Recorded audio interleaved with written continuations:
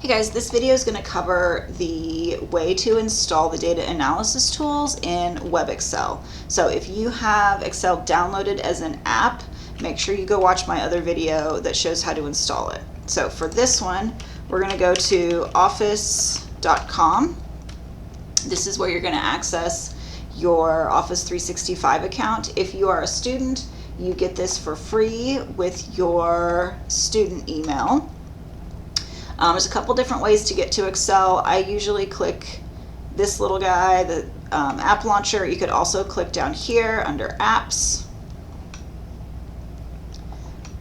Once you click that, it's going to give you the list of all the apps that are available within Office 365, and it's kind of a lot. But Excel's always one of the first ones that will appear up here at the top. So here's Excel. So I'm going to click that.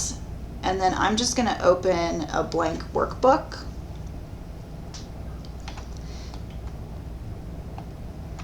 In order to get this installed.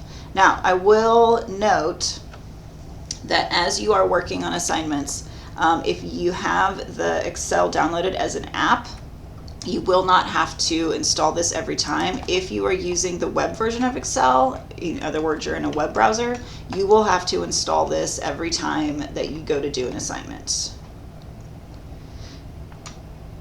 Once you click blank workbook, it's going to load here in your web browser.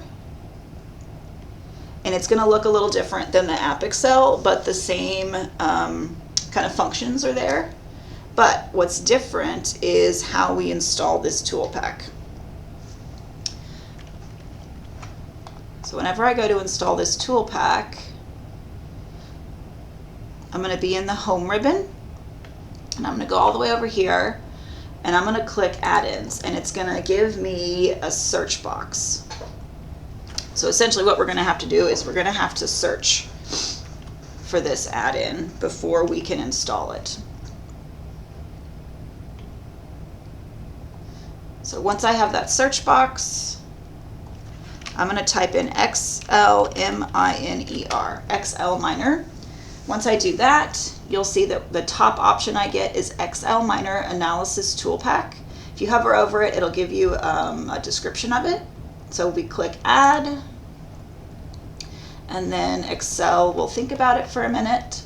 And then on the home ribbon, we get this new button that says Show Tool Pack. And then here is the tool pack. This is what you'll need for the second half of the class.